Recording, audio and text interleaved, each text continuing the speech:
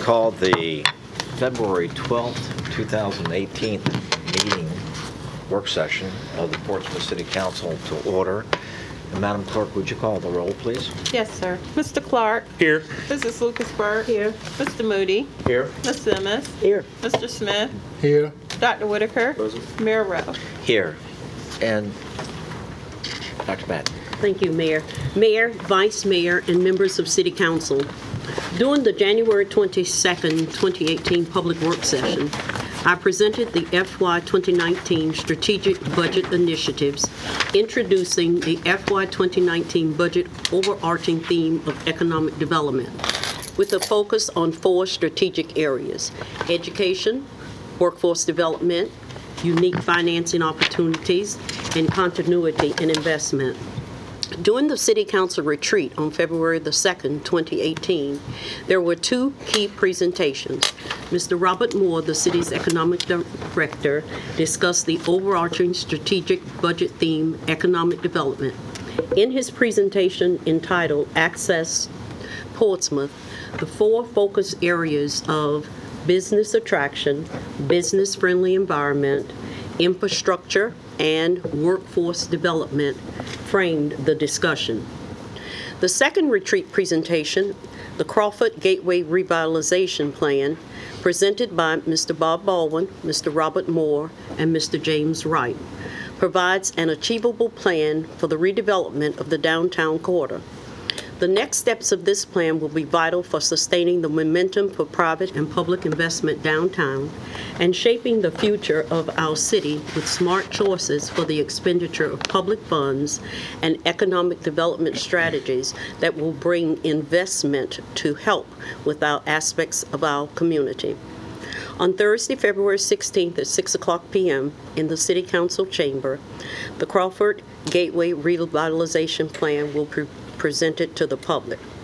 During tonight's public work session, we will continue our strategic initiatives with 3 presentations, all aligned to continue over the next 6 public work sessions to explore the key components that frame each of the strategic initiatives and seek City Council's insight. Workforce development is a strategic initiative uniquely connected to economic development. Mrs. Elizabeth Gooden, Human Resources Director, will present the exploration of internal workforce development components that encompasses addressing municipal employees' compensation, talent acquisition, professional development, training, and health and wellness. Mr. Robert Moore will come forward in the same workforce development presentation, and he will present the external workforce development components that explore increasing employment opportunities and income potential for residents by increasing educational attainment, providing avenues for career and technical training. These efforts will assist the business community by ensuring a steady supply of qualified talent. The city welcomes collaborative partnerships with community-based organizations and businesses that are committed to improving the economic livelihood and prosperity of the city of Portsmouth. The second presentation, Mrs. Barbara Dameron, Interim Chief Financial Officer, will present the second strategic budget initiative, Unique Financing Opportunities. In recent years, it's become more challenging for local governments to balance their budgets and maintain the current level of service that our taxpayers have come to expect. Adding to the challenge is the key role local governments play in funding, operating, and maintaining facilities and infrastructure such as roads, bridges, transportation assets, water, and sewer systems. Tonight's presentation will highlight innovative solutions that local governments are using to bridge the financial gaps. In the final presentation, Mr. James Wright, City Engineer, will present a Recreation and Museums Municipal Facilities Assessment. This presentation mirrors the Municipal Buildings Assessment presentation on January 23rd during a public work session.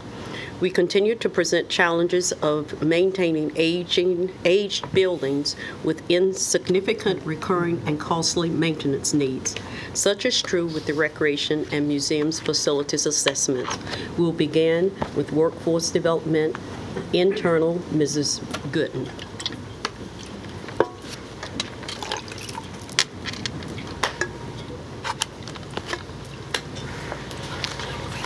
You are. Thank you. Good evening, Mayor, Vice Mayor, and members of City Council. Tonight, I'm presenting options we are exploring for our internal workforce development plan with an emphasis on the labor market, changing demographics, and our plan to prepare for a prosperous future in collaboration with economic development. Through our collaborative partnership with economic development, we anticipate maximizing our efforts for a more prosperous future for our citizens and employees. A 2017 State of the Workforce and Gap Analysis revealed some common themes that we plan to address in our workforce development plan. The first one is a more regional focus by economic developers with more unity in marketing and branding, retaining qualified employees, an aging workforce, and continuous change in technology. There are a total of 1.7 million residents in the Hampton Roads, which is about 20% of the total state population. Yeah, go ahead, click. The Hampton Roads population is more diverse than either Virginia or the United States, with 45% of the residents identifying as racial or ethnic minorities. According to Robert Charles Lesser and Company Real Estate Advisors, our region has a 16% increase in millennials moving to the Hampton Roads area. And with our workforce development plan, our goal is to attract millennials to the city of Portsmouth. In addition to the influx of millennials, we have exiting military transitioning into civilian jobs. Our internal workforce development plan has 4 critical components, and for the purpose of this presentation, I'd like for you to please imagine them as pieces of a larger puzzle. In essence, our goal is to provide a holistic view of human capital. Human capital represents our employees and how they contribute to the city's growth. Talent acquisition is the process of finding and acquiring skilled human labor for organizational needs and to meet any labor requirement. When used in the context for the recruiting and the human resources profession, talent acquisition is an ongoing strategy to find future employees and leaders for the city. Talent acquisition also focuses on the long-term human resources planning and finding appropriate candidates for positions that require a very specific skill set. As we hire new employees, it is important that we introduce them to the city in a manner that plans for their future success. Onboarding helps new employees adjust to the social and performance aspects of their job so they can quickly become productive, contributing members of the organization. And to adjust to the changing labor market, we plan to create career ladders to facilitate the development skills and industry knowledge essential for success at all stages of their professional lives. A career ladder is a formal process within an organization that allows employees to advance their careers to higher levels of salary, responsibility, and authority. It also helps people visualize and learn about their job options that are available as they progress through their career. We are also exploring summer employment programs for youth linked to academic, occupational, career technical learning, and to broaden youth awareness to career paths in the public sector. In fiscal year, there you go. In the fiscal year 2018 budget, we focused on public safety and the implementation of our public safety recruitment and retention initiative. And as a result, we increased our recruit and newly sworn officer salaries from last in the region to a more competitive position. The overall average increase for sworn public safety employees was approximately 8%. As a result of our public safety recruitment and retention initiative, the fire department was able to fill 22 firefighter recruit positions in the month of November of 2017, and I'm pleased to announce the police department will have a February class with 14 police officer recruits. For fiscal year 2019, we're exploring focusing on skilled workers in trade positions that include equipment operators, water treatment plant operators, and other skilled positions that maintain our infrastructure. In comparison to the market, our equipment operator 1 positions are $4,155 below market. Equipment operator supervisors are $9,410 below the market, and our combination code inspectors are $5,867 below the market. Regionally, our area is challenged with finding candidates with commercial driver's licenses, otherwise known as CDLs, thus resulting in higher vacancies in these critical positions. In addition, our region is experiencing shortage of water treatment plant operators with a Class 1 license, and it will be important that we have competitive compensation to not only attract, but to maintain our experienced skilled workers and trade employees. Mayor, I'm going to ask Mrs. Gooden to stop there, and I saw some of our council's eyes going up when she was speaking of those numbers.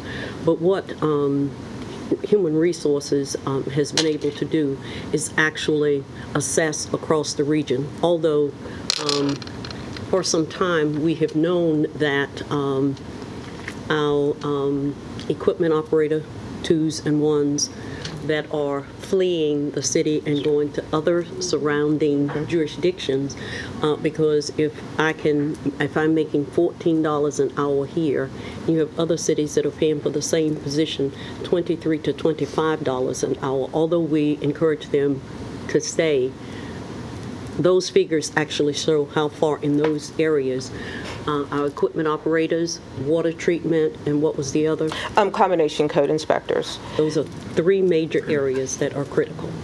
Actually, to expound on what the city manager says, actually what other jurisdictions do, they know that because our salaries are actually lower compared to theirs, they actually seek out our employees and call them and to offer them jobs, because they know with their men's being a lot higher, they can offer some of our employees anywhere from $4,000 to $5,000, $6,000 increase. And I think in some cases it's hard for our employees, they're feeding their families, doing other things to stay. So that's why we propose it as something we'd like to look at. Any comments or questions? What kind of tool that they use to compare with other cities?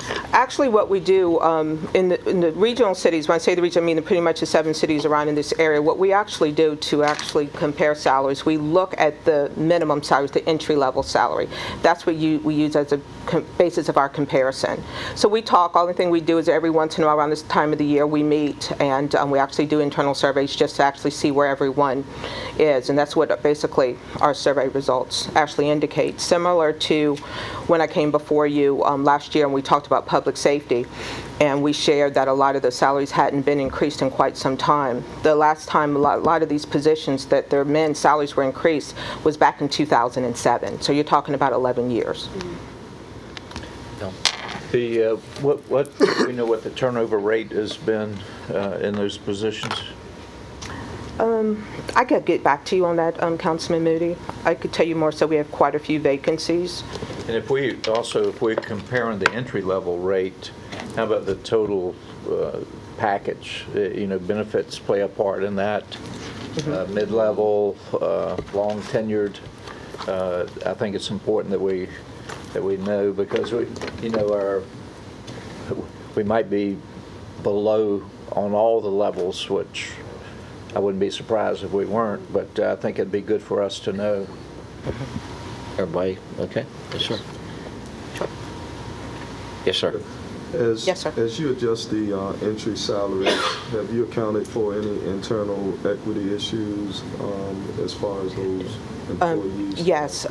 As we, further look at the fiscal year 19 budget, and if it's council's desire for us to do so, we do have some preliminary numbers to show that once we adjust the minimums, we've taken into account the forecast to make sure that we don't create compression. So we have a formula that we would use to actually move existing employees further down the range. So in addition to those entry salaries being competitive, you got to also bring up. You'll bring up everyone else, what we consider like in a job family.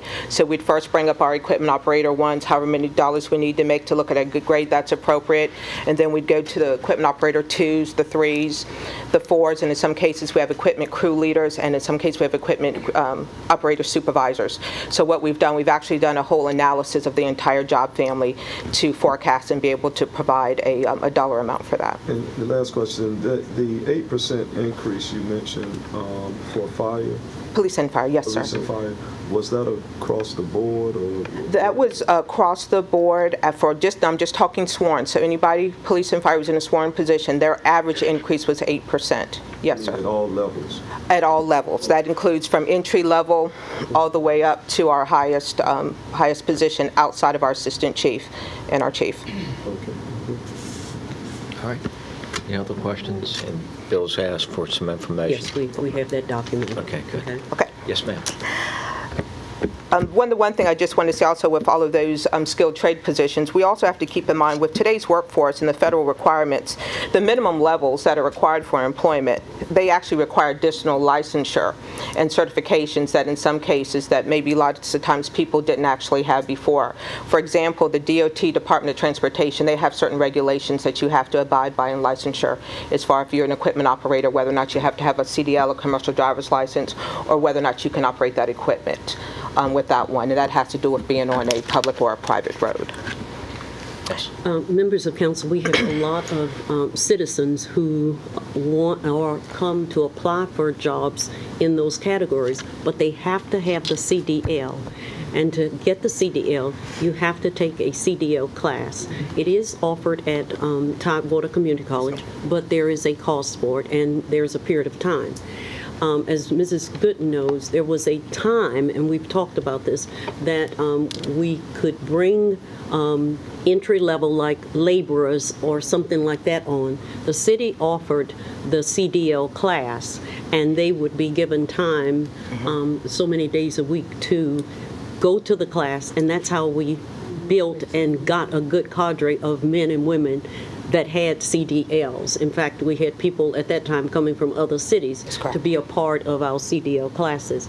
But that is not done right now, so we have citizens who want to work, don't have the CDLs, and we encourage them, well, you've got to get your CDL, but in follow-up, many of them just don't take that step to go and may not have the money. If I'm not working, then I don't have the money to pull and go and take a class at TCC. But we're looking at that. And what we've also have done is with TCC, as Dr. Patton said, they do offer classes. So what we did a couple times last year is whenever TCC had a graduation of CDL holders, I had staff actually go, and we took some of our public utilities and public works hiring managers with us, and we actually interviewed people afterwards. We kind of set up a little booth. So we have been taking some really, I'd say, aggressive modes to actually recruit people right off their graduation. In some cases, we've been successful. Okay. Yes. Thinking about what we recently voted on in reference to the Tidewater Builders Academy, about sponsoring people to go to that academy, is it something we could look at, until we could do an in-house class, as possibly sponsoring some people to get their CDL to bring them on as employees? Yes, I do believe that is something that we're also looking into, and there's also some other situations we're looking to partner with some other individuals who actually kind of go back to what we used to do, kind of going back to that career ladder where we go back, bring people in, and see what we can do to actually get them what we need to have. Okay. In terms of rising expectations, yes, I'm sorry. I'm sorry, Councilman Smith. Just a general question about the TCC program. When they complete that, do they test them there, or they still have to go to DMV to take the test? I'm not certain, but I think they test them there. I think they actually get their CDLs and get that and process it through DMV. Okay. Can you follow up on that? Yes, sir, I will, of course. In times of rising expectations for the public sector, performance management is high on the agenda for many cities. We are exploring options for a performance management system which ties compensation to employees meeting performance expectations. The city's current evaluation system dates back to the 1990s, and performance management in the public sector is an ongoing systematic approach to improving results through evidence-based decision-making, continuous organizational learning, and a focus on accountability for performance. While the looming retirements of baby boomers are often discussed in the popular media, there has to be more concerted effort focused on addressing succession planning. In preparation for our future talent needs and through our professional development training program, we're proposing an emerging leader program to identify individuals who are collaborative, great team players, good communicators, with strong soft skills and leadership potential. It's important to note that a leader instills confidence and followership by having a clear vision, showing empathy, and being a strong coach. Effective management requires strong leadership skills, and today's successful leaders must be willing to adapt and improve team performance by sharpening their own leadership team development skills. In addition to our leadership programs, we will continue to offer our traditional training programs that focus on but are not limited to soft skills, interview readiness, emotional intelligence, effective communication, and customer service training. In collaboration with the education community, we're exploring partnerships with area colleges and universities to help prepare for the workforce of the future. For example, we will soon be collaborating with Regent University to provide discounted tuition for our employees to further enhance their career development and to assist them with reaching their career aspirations. In fact, Mayor and members of council, I signed that agreement today. Dr. Whitaker. Any particular reason why we're partnering with Regent in that particular aspect? No, sir, Councilman Whitaker, no particular reason. They actually sought out us, and through that, they're not going to be the only ones. We're looking at other area universities. I recently, as of last week, had some conversations with ODU. I'm an NSU alumni, so we'll be reaching out some of the areas. So it's not to just focus on one. We're really looking to really expand our partnerships, because also you have to keep in mind with these universities, they have students that are going to be, looking for jobs also. So we also look at it as a further collaboration to not only look at the tuition, but also do job fairs, career fairs, and other university fairs. Well, I was just concerned because if you're partnering with a private university, that private university's values should be in line with the values of what we're trying to promote as a city. And I know there have been some very controversial issues coming out of Regent University. Okay. We'll definitely look into that, sir. I mean, you already agreed to it. Well, it's just an opportunity. It's not one of the things. I think our goal is just to be, exclusive to all. There's no reason, and like you said, it was nothing more so, but just a partnership, just an MOU. There's nothing else exchanged. The only thing they asked for us to do is just like we would do if anything else on our website as we look and we develop our professional development and training program, is just offer information out there about the school. The same thing we'd be doing also in partnering with ODU. We'd actually put our jobs out there on their job board so their graduates and others can look and partner with them on some career fairs. But your comments are duly noted. I understand, sir. Can you go back to the other slide and tell us about the supervisor boot camp? Mm-hmm.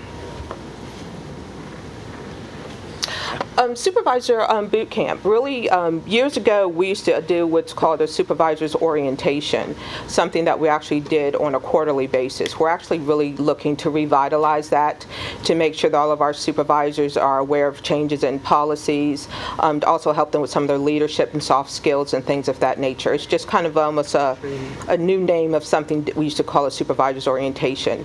What we're looking for that to actually encompass is pretty much just about 8 different trainings that would relate in some areas that deal with compliance. Some of them are going to deal with team development, and some of them will have some leadership aspects to them too.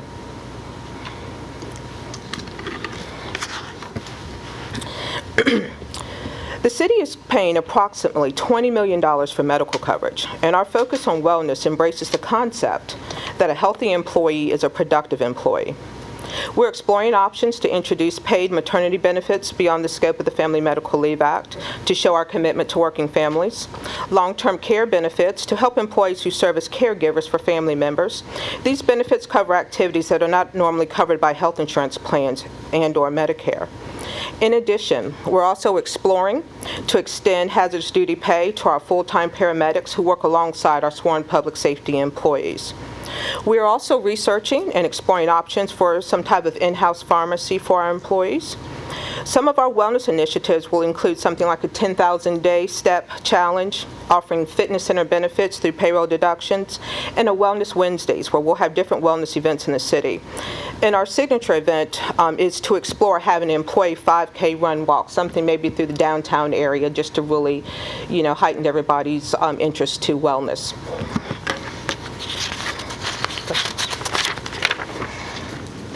We also anticipate a revitalized focus on wellness will have an overall impact on the health of our employees, thus having a positive impact on both our financial wellness and our employee productivity. In summary,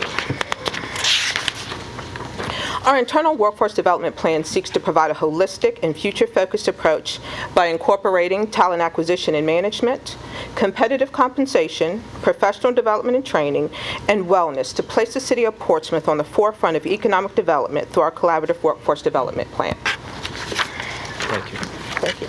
Before we segue to the next component of this, Dr. Patton said that this is part of the budget briefing process as you get prepared to introduce your budget. In that vein, this is like a budget briefing of what lies ahead. Is that correct? Yes, sir. Is everybody on board on this? Yes. Mr. Moody. I do have one question. Where does our mentoring program fit into this? Mentoring? Mentoring. He's talking about the municipal fellows and the intern. Well, recruitment, staffing, what have you. Okay. Sure. You're speaking of mentoring in the traditional sense? Yeah, the program that we currently have. Oh, the internship and fellowship program. Yeah. It's still a part of this program. The only thing that we're looking to do, so that's still an integral part of it. The only thing that we were speaking about the professional development and the training is that we're looking at expanding some of the summer youth opportunities. Some of the other cities locally, they've used grant funds to actually do some additional things to get people to work. And mentoring also, we're also looking at some other programs. Many years ago, if you recall, we used to do the City Hall Day and explore youth to that. So there's some of the other things that we've also spoken about. I would think that program we could expand the collaboration with TCC students because they're probably one step away from getting into the career field. So I don't. Where's the bulk of our interns coming from now? High school, TCC, where? Bulk of them are coming from other colleges. Some of the colleges are going to be, some of our local ones are going to be NSU, Old Dominion University. We've had a couple from Hampton University. We've had some TCC and some Christopher Newport University students. As far as the municipal fellows, for the most part, they've been individuals from our public schools. We're also looking to also expand that to the private schools in Portsmouth as well. Okay. Maybe, Mayor, at a different setting, different time, we could kind of revisit the intern program. Good. Okay. All right. Can you If put it's that? agreeable to Yes. everyone. Right. I think it would be good, We will. because we haven't talked about it in the last year, so I Yeah. think it's... Report. Yeah. Okay.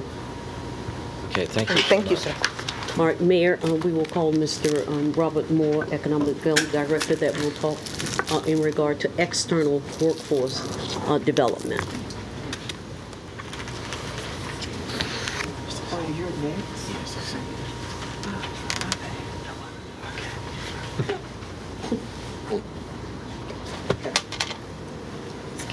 No problem.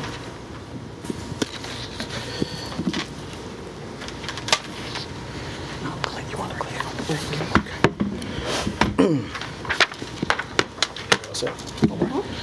Thank you, Dr. Patton, Mayor, Vice Mayor, members of council. Good evening. As Dr. Patton stated, at the recent City Council retreat, Economic Development presented its strategic plan. This presentation is centered around 4 strategic objectives. First, the business retention and attraction, creating a business-friendly environment, infrastructure, and tonight's topic, workforce development. Now, from global to local perspectives, business location, relocation, expansion, and even startup decisions depend heavily on the availability of local talent. These results make workforce development a priority and emphasizes the need to systematically prepare our workforce and to connect those businesses with that talent. Equally as important are activities centered on attracting, keeping, and growing that talent needed to sustain both existing and future businesses. Now, under our workforce development, to support that workforce development and talent recruitment, our strategic plan focuses on 4 strategic objectives, as you see here. 1, facilitate better alignment between supply of and demand for skilled labor, i.e. a education to work kind of pathway. Second, we want to strengthen and increase communication and collaboration, and that's among our local workforce development partners. Third, we want to develop a performance measurement system that strategically evaluates that talent development system. And then finally, we want to emphasize market and industry drivers. That way we are recruiting and retaining talent in the industry sectors that we talked about in our strategic plan. Area employers struggle to find skilled workers who can contribute to economic growth and keep us competitive. The education and workforce system in our region is not keeping pace with the economy to create the needed talent pool. Therefore, as part of the FY19 budget, Economic Development is exploring a new workforce initiative with a strategy focused on aligning resources, bringing together multiple workforce institutions, developing and measuring those results, and ultimately overcoming the barriers that impede workforce development. We call this initiative Hire Portsmouth. HIRE is an acronym for Helping Individuals Reach Employment. The mission of this initiative is to establish a workforce development system aligned with employer job opportunities with a focus on key sectors to create a stronger, more inclusive workforce. I like that. Hold on, hold on. Now, the best way to kind of look at this is we're going to set the table. And at this table, we will have Portsmouth Public Schools. They start with the talent pipeline.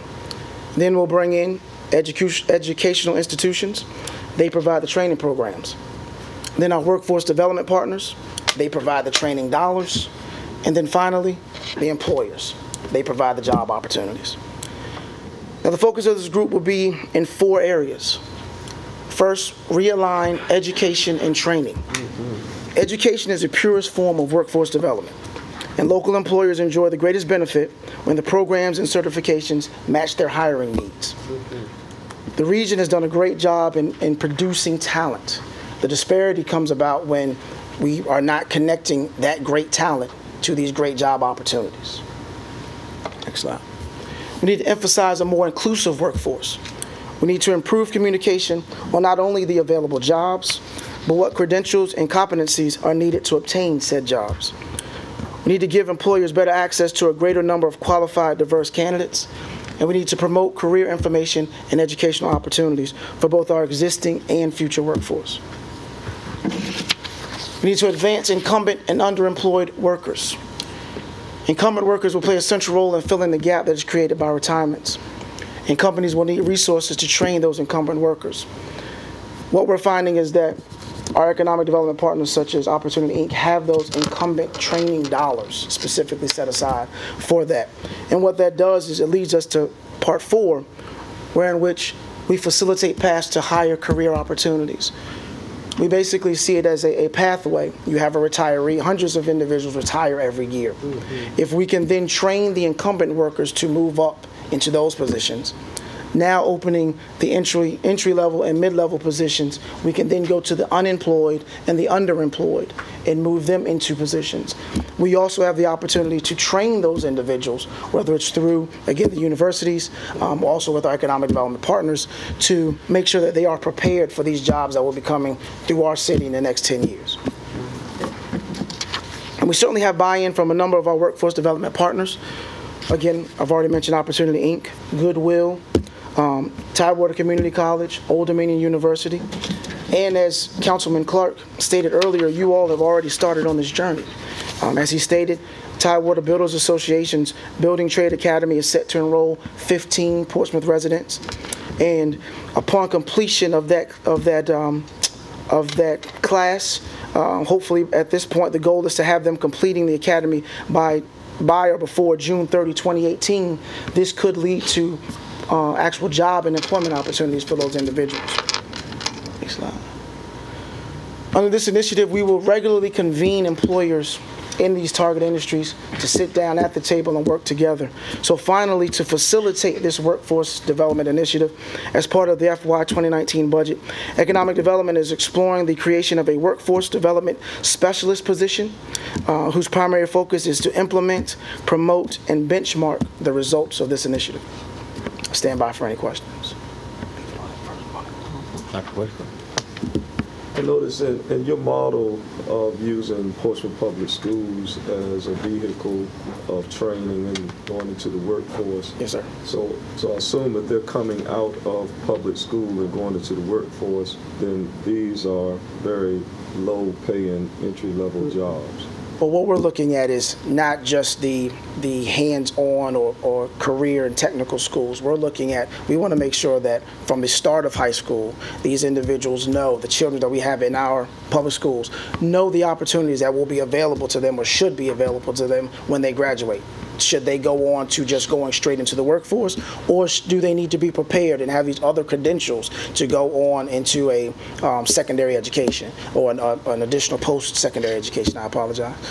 So we're setting them up to understand the career opportunities that they will have, again, whether they want to go directly into the workforce or if they want to go to a 2-year or 4-year or some type of vocational school. What we're finding is in the region, you're looking at about 75% of all students in the region that graduate high school go on to some type of 2-year, 4-year, or some type of career technical school. So we want to make sure that they understand that they have options.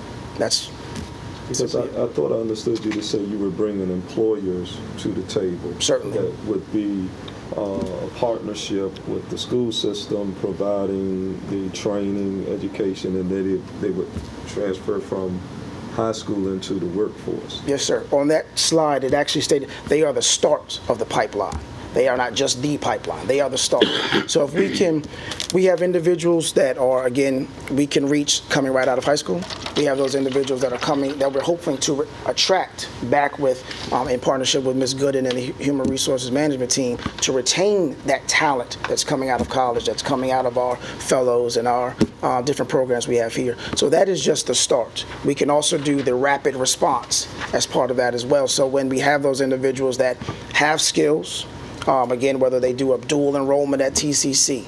Again, there's a certification that you can receive in 2 years where you can receive a cybersecurity certification and then go and start off making $65,000. But that's me talking to you. What we need to do is make sure that we're talking to those individuals in high school, in college, or the surrounding individuals, so we can train them in the right way. Okay. And also I was raising it because there's been a national discussion about these cities that school systems are developing workforces out of high school, and they're partnering, and I believe North Carolina is one of the states that has done that, and they're partnering these students to go into certain jobs, and then they get dead end, and they take those routes in high school, and then they don't have the flexibility to take other options because of the curriculum that they were tracked in, and I was just making sure that's not what you're proposing. No, sir. We're not pushing them into a certain direction. What we want to make sure is that the key word between all of this is communication. We have several different partners. I think Portsmouth Public Schools, I would say our workforce development partners, the institutions, everyone has their own kind of workforce development initiative. What we need to do is make sure that we set that table. We have someone at the table, i.e. someone from economic development, that makes sure all the dots are connected. So if an employer comes to us and says, for example, I'll just use a welder, for example. If they say, I need a welder, there's a difference between just a welder and a welder that has a certain certification and competency. There's a different level between a computer programmer, and there's different levels there. So we need to make sure that we understand the needs of the employers, because what also will happen is, from an economic development standpoint, we do not want to create a job ever that we cannot fill with one of our residents. So we need to make sure that the training is there, the availability is there for not only, again, the training, but the dollars that can come from any number of locations. But we just want to make sure that the communication is being had. And then where is living wage in your strategy? Again, we have it. This is just a kind of an overview. And when you look at our economic development strategic plan, we touch on that. But we want to make sure that at the end of the day, our workforce, we can raise up all the levels from top to bottom. We want to make sure that the opportunities are there for individuals to have, again, a career path as they want to have. This is just about providing options. So that living wage, again, is something that we can make sure is, a better option for that living wage. Bill? Thank you, Mayor. I like to hire Portsmouth. So, Now, obviously what you're saying and what's needed here for a trained workforce is not going to happen overnight. Certainly. And it's going to take a lot of time, a lot of effort. What percentage of the time will your department be involved in the workforce development versus marketing what we currently have? Well, as I requested, or we're exploring in this FY19 budget is an individual, a business development manager that focuses strictly on workforce development. We have an individual in our office now that is strictly attraction. We have an individual we're hiring an individual that is strictly retention. This individual will also focus on, again, just workforce development. Their job is purely to make sure these individuals are at the table, and it has worked in other cities. So this is a new position that'll be in the budget, or we putting that responsibility on somebody that's currently in economic development? We are looking, and we're just proposing, we're looking, Mr. Moody, to see where there is, and we have lots of vacancies, where there already are vacancies that exist, that we could have reprogrammed for such a position. We're not saying creating new positions in the budget. That's what we're looking and proposing. And about a year ago, we talked about at a conference how cities are hiring a workforce development specialist, and that's someone that helps within the city through municipal government to do the exact things that Mr.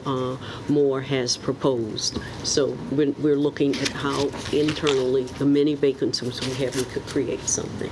You know, I guess the way I look at it, if a company of any size comes to Portsmouth, obviously we want them to hire Portsmouth folks first. Yes. But the realistic approach is that the work talent's going to come from probably the region somewhat. So I would think workforce development would be something that we could do a regional cooperation. You know, we're talking about partnering with Norfolk and some of the other cities for different things. And I would think workforce development could encompass that, could encompass TCC. I think to have one person head that up for the city, I'm not certain. I think that task is too big to go it alone, quite frankly. They wouldn't. And that's just my opinion. They wouldn't be going it alone in regard to how what you just mentioned is what Mr. Moore indicated would come to the table. So there would be more than one person. There will be strategic partners. Right. That would encompass Opportunity Inc. that's already working with us, but us being engaged where we are really focusing on them being able to hire Portsmouth residents or get Portsmouth residents plugged in with what those opportunities are. So it wouldn't be just one person trying to do this. Well, I know that. I'm just using it. And my overall concern is that I want our economic development department marketing our vacant properties, and also keeping a pulse on our existing businesses. You know, if you get a new business and you lose two, you're not making any progress. This will not deter any way from what the responsibilities of economic development is and what their strategic focus is on now. It will enhance opportunities. And with HR working with, yes. You've got these partnered together, external, internal, for our citizenry. Okay. Okay. I would assure you of that. Okay. Under the slide where you emphasize a more inclusive workforce, I know there's no discrimination thing, but are you doing any measures being taken to ensure that minorities and women are also equitably considered for some of these options? Yes. So we're not looking at we're not using those criteria. We are looking at if you essentially want a job, you would like to be trained, we will train you. We will find the necessary partners and connect you with those necessary partners to do that training. Other comments, questions? Nate? Oh, yeah, well, one thing is, And I think this is great in the way it's been presented and everything. You know, I was recently at a event at TCC that, you know, had several speakers, and a lot of the opportunities is just, we have so much here and people just aren't aware of it. Exactly. And, you know, just like you already spoke of Opportunity Inc., but some of this other stuff, like the Mid-Atlantic Maritime Academy and some of that, but, you know, some of these are starting to work together with Opportunity Inc., and it's just a collaboration. And I think a lot of it is, you know, educating our citizens of what there is out there that they can take advantage of. And I think that's a big piece of this, is just, you know, helping them find the path to do it. And I think it's great. Mayor, if I may, I saw the owner of Port Rail Crane. Yes. I saw him on Saturday at Walgreen. And he said, you know, we got the 7 cranes in, the first of the 7 cranes, and we're assembling them. My first question to him was, how many individuals have you hired? He said, we have brought about 60 people on board. And I said, about how many of them are Portsmouth citizens? And he paused and he said, only a few.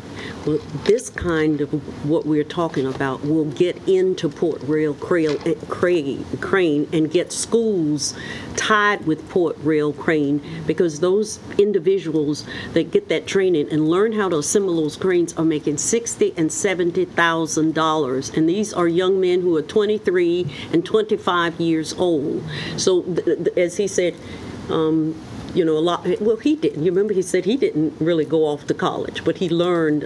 What is the gentleman's name? Dan Stevens. Mr. Stevens. That he learned about cranes and how to put them together, and he has an international business right now, right in our city.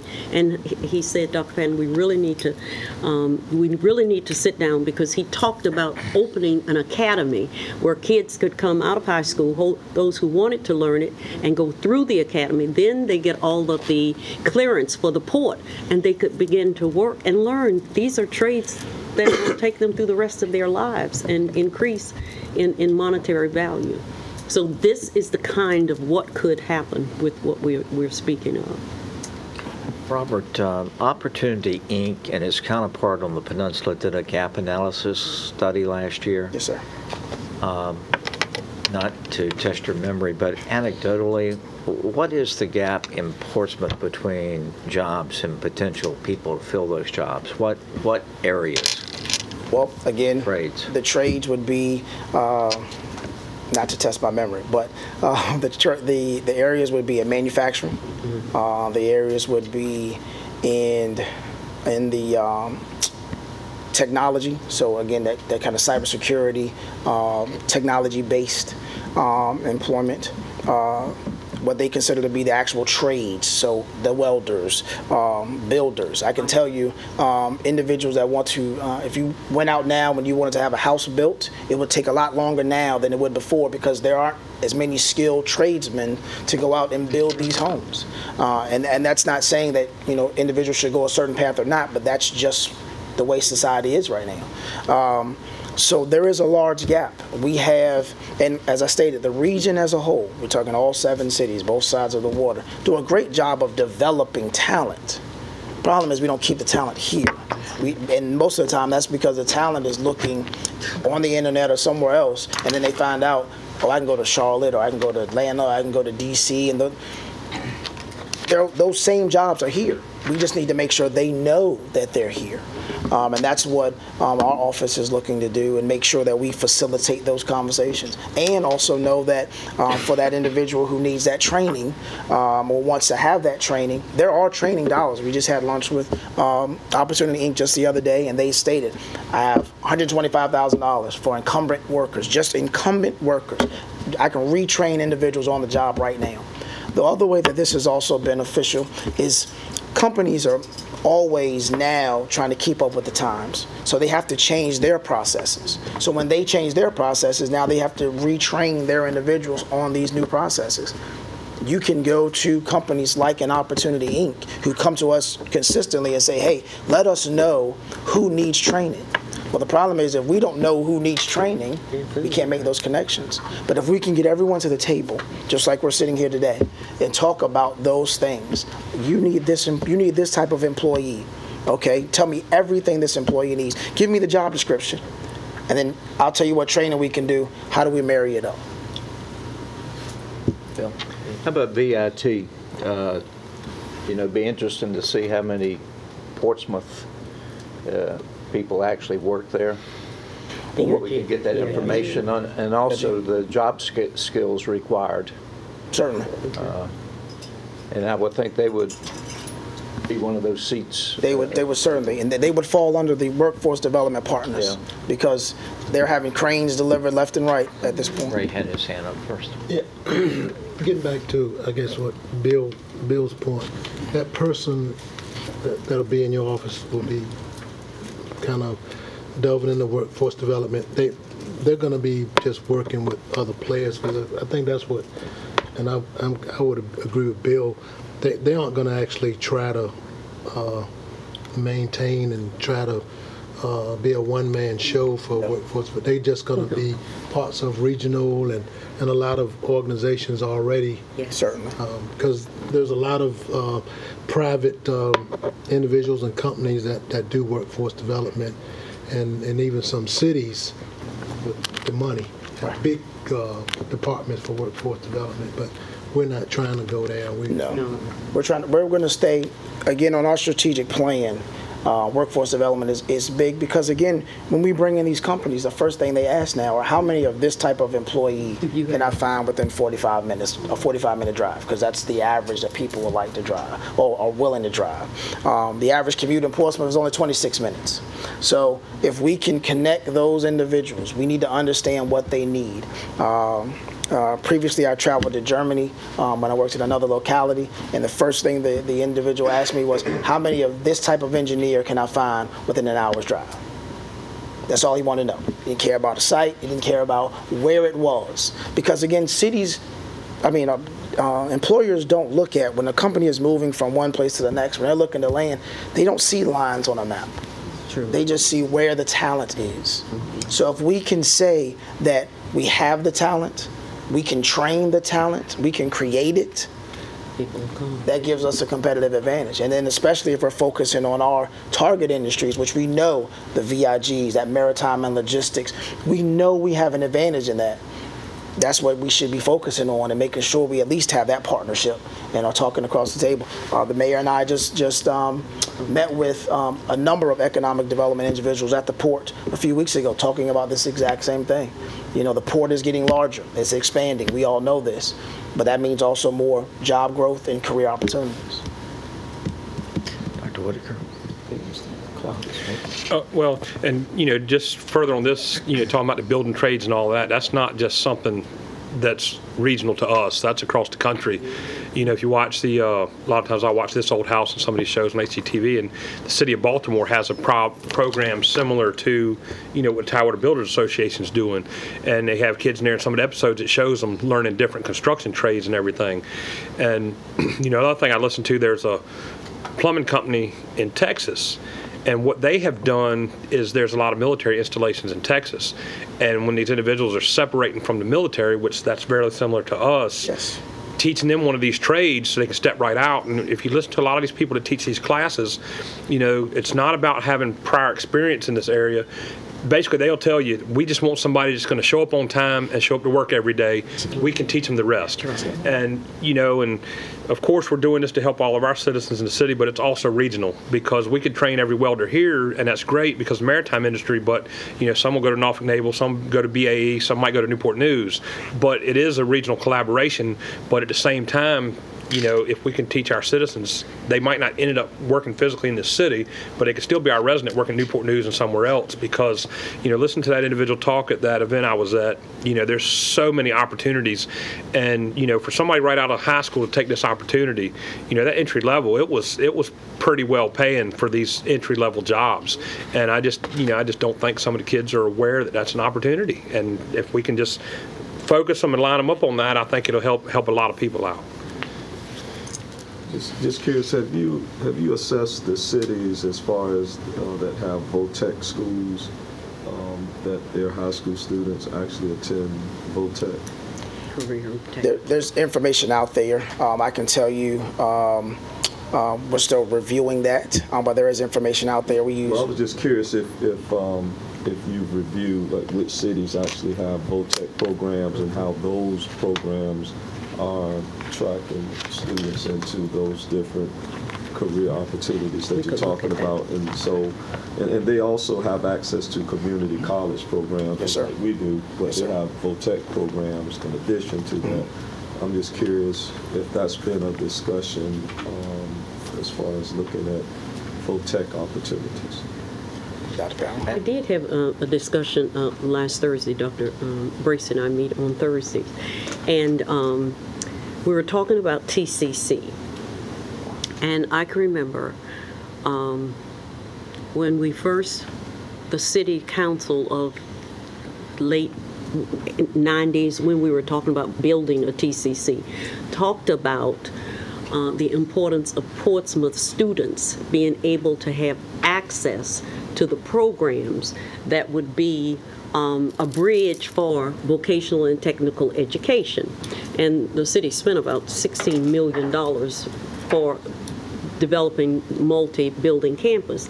And he said to me something like, well, Dr. Patton, if we could get more slots.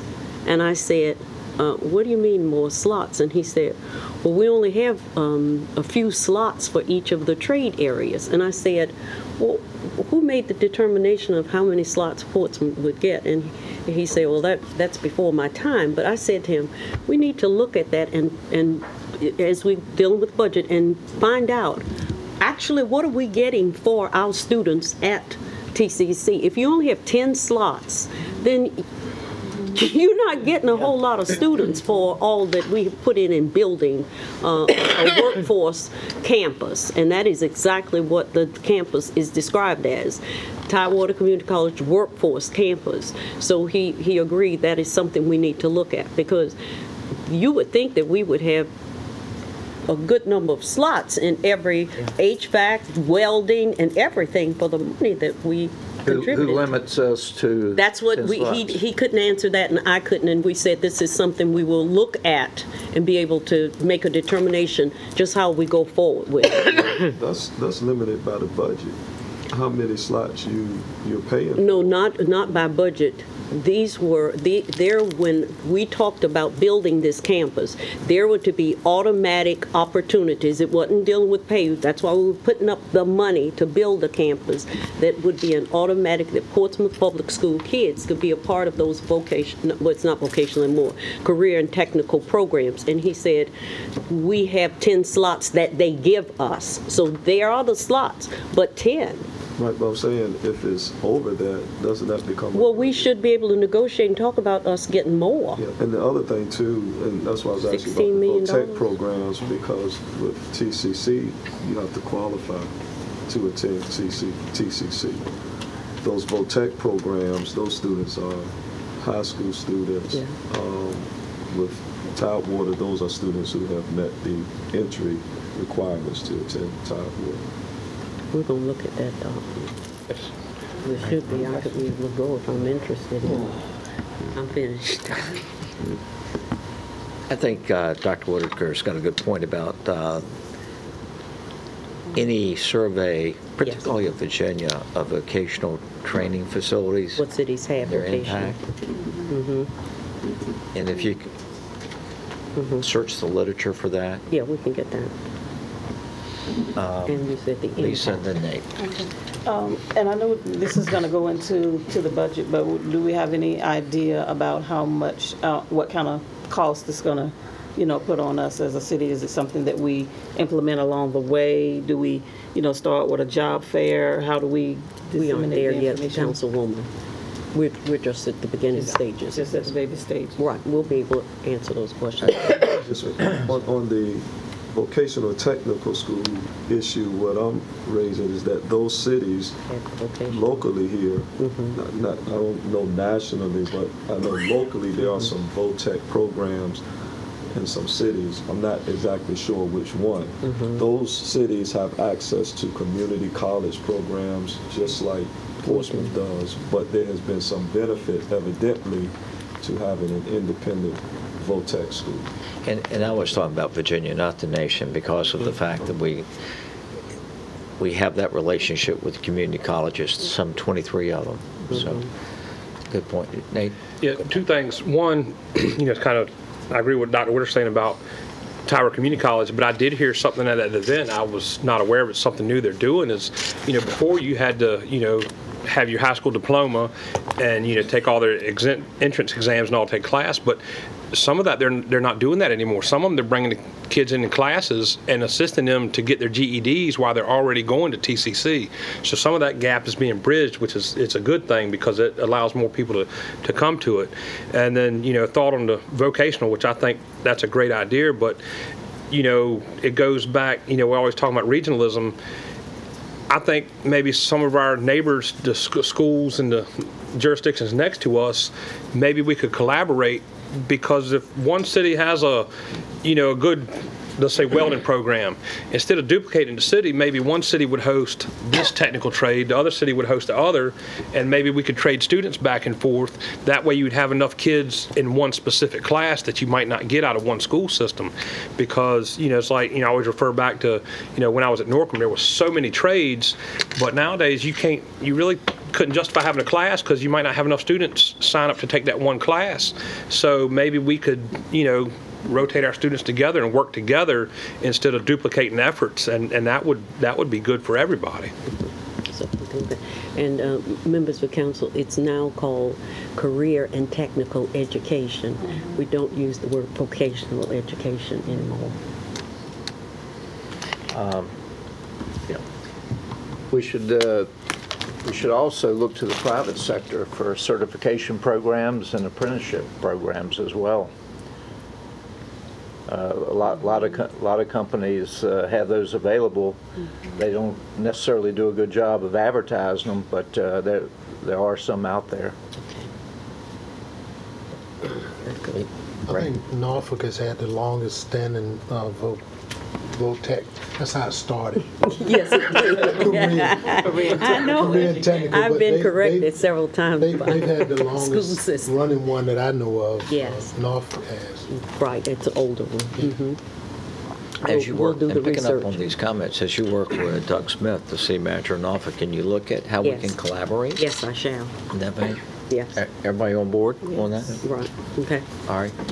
Any All right. other questions? Thank you, Good Mr. discussion. Love the logo, the higher enforcement. Thank you. Good. Our next presentation will be Mrs. Barbara Dameron, and she will come forward with unique financing initiatives.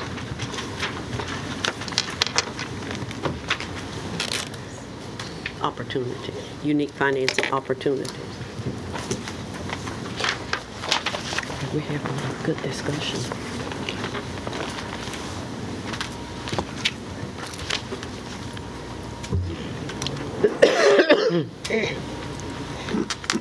Mayor, Vice Mayor, and members of City Council.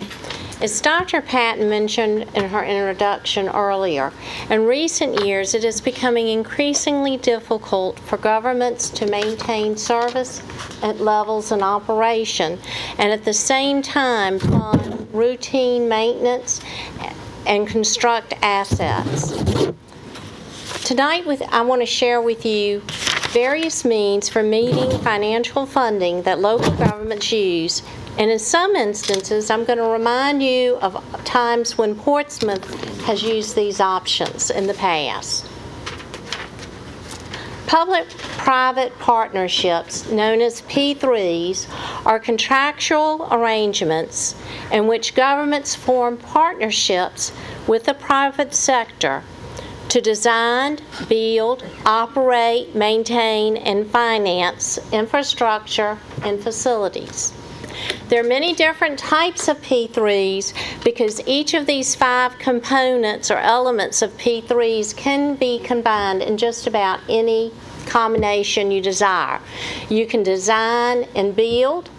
You can design, build, operate, and maintain, and this would be where the private entity takes on responsibility for operations and maintenance and allows the government to pass on the risks related to operating costs and to the private sector. You can also have just finance or just operating leases. And you can also have concession arrangements. And this is right where the private entity makes upfront payments and is contractually obligated to participate based on an established concession goal or a compensation strategy. The City of Portsmouth has benefited from partnering with the private sector to construct the Middle Street Garage, the newest garage, and home to the Old Town Flea Market. When the former Sears building that had been renovated to house social services was deemed unusable due to Hurricane Floyd, the city partnered with the Commonwealth of Virginia and the private sector to expedite building a new facility that now houses social services as well as the health department. The benefits of using a P3 to the government can be shifting financial risk, long-term operations and maintenance responsibilities to the private sector. You can leverage private sector capital and tap into private sector expertise. You can also avoid debt issuance and preserve bond capacity. You do need to be cautious. These are complex contracts. You need to tap into the expertise to manage those contracts either internally or using consultants.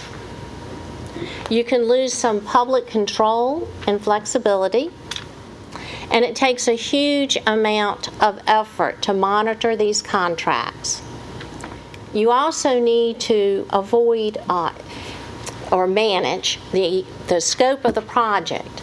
Avoid that tendency to keep adding on to the project and it becomes unmanageable. When entertaining public-private partnerships, leaders must ask the right questions to make sure that the government's getting a good deal. Next slide. Excuse me. Yes. Isn't the tunnel a public-private? I was thinking the same thing. ERC is a P3 project. Right. It's not the- Yes. And again, to my point, you have to be, you have to manage the contract and you really have to have someone with some expertise with that because where there have been instances of P3s that have not been as successful, there have also been instances where they've been very successful.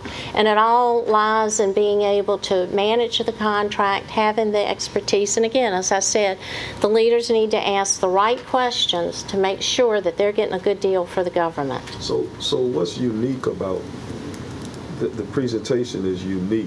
Sure. So what's unique about the public-private? Well, they have been around for some time, but and of course I pointed to new construction. You can also use those P3s to monetize existing infrastructure such as water systems, sewer systems, parking garages. So not all of these are necessarily, you've never heard of them before, but there's certainly avenues,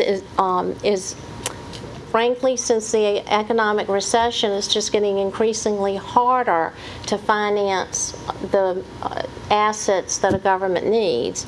And some of them are relatively new. Some of these things are things that you've heard of before, but you need to be open to using them again and remember that these are out there. I can't tell you how many times that I'll be in a meeting and somebody will bring up something that's not necessarily new, but it's like, oh yeah, we could do that. Just Renaissance Hotel. Right. So Sure. P3. That's right. Exactly. So just partnerships and opportunity. Exactly. And then, of course, grants, again, we've used grants ongoing, and strategic use of grants can assist in funding major projects, both directly and indirectly. Funding operational needs such as bulletproof vests and safety equipment frees up operational funds that can be directed toward other projects. An example of this in Portsmouth would be the Aid to Localities grant and the 4 for Life grant that's awarded to the fire department.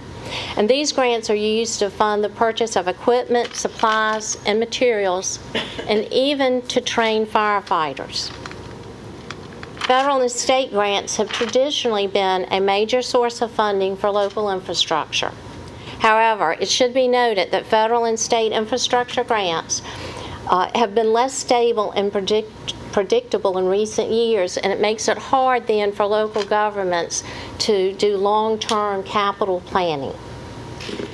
A good example of this is the Community Development Grant known as CDBG. In 1994, the city received $2.3 million in CDBG funds compared to $1.4 million in 2017. That's a 40% decrease, and it equates to about $900,000. Now, earlier today, Dr. Patton and I were talking about this, and she said, didn't we used to get more money in CDBG than that? And I went back to 94. So I took a look today, and in the mid-70s, Portsmouth received about $4.6 million. We used to get lots of money. We used to get And so, $9 million. Since the mid-70s, that's over a $3 million decrease. And then in the home program under the community development, that saw a decrease in funding of 67%, which compared from 2002 to 2017. So that's about $700,000. So combined, that's $1.6 million that the city of Portsmouth used to receive, but they don't anymore. The city received notice that they were eligible for $78,000 from the Edward Byrne Memorial Justice Assistant Grant, known as the JAG grant. And this program provides critical funding to support a range of law enforcement and prosecution initiatives. Unfortunately, the funding for this is being held up at the federal level, so the city's not yet received that. We may not. Another trend that's emerging as localities face reduced revenues is collaboration with community-based organizations. Local governments can often achieve more than they could alone when they supplement their resources with other resources of other area or community-based programs to tackle issues of shared concern. One example of this in Portsmouth is a partnership between the City of Portsmouth and the Portsmouth Humane Society. Portsmouth provides an annual feed to provide for intake, care, feeding, cleaning, and adoption of animals. And then the Humane Society conducts fundraisers, receives contributions and endowments to allow them to retain animals longer for adoption and to provide emergency shelter from disaster areas. And yet another example is the Paradise Creek Nature Park. The city, working in partnership with the Elizabeth River Project and the Port of Virginia, created a 40-acre natural nature park that includes 11 acres of wetlands and is an oasis of recreation and education. And you go back one, I just want to, this just shows the Humane Society and some of the areas that grants have been used to fund. And then moving forward to debt structure. Debt structure refers to characteristics such as maturity dates, principal repayment terms, and the provision for prepaying loans. Within certain limits, and depending on the appetite in the market, debt can be structured to better mirror the government's revenue stream. Now, an example of this might be, let's say you had to build a facility and you needed to be available soon. So you need to go ahead and fund it and build it, but the revenue stream for helping to pay debt service on the building is not going to be available until after 3 years. So what a government may choose to do is structure the maturities on that debt service so that you're only paying interest the first 3 years, and then principal payments won't start until the 4th year when the revenue stream's available. The converse of that is you have the funding, you have debt capacity now, but you know 10 years down the road you have another large project coming on board. So you may choose in that instance to front load or pay higher maturities, higher principal payments in the first 9 years, so that when the new debt comes on in that 10th year, you don't have a spike and debt service, kind of level it, if you will. And the reason that's important is it's easier to fund it in a future budget if you're level and you're not having to find more money in the next year's budget. Portsmouth has used this concept successfully in the past, both with new money and refinancing transactions. An example would take us back to 2009 at the height of the economic recession, when the city was required to finance roughly a $78 million, once-in-a-generation, new courts complex. The impact of the Great Recession made it challenging to incorporate the payments on the new project without further burdening the city's general fund and the taxpayers.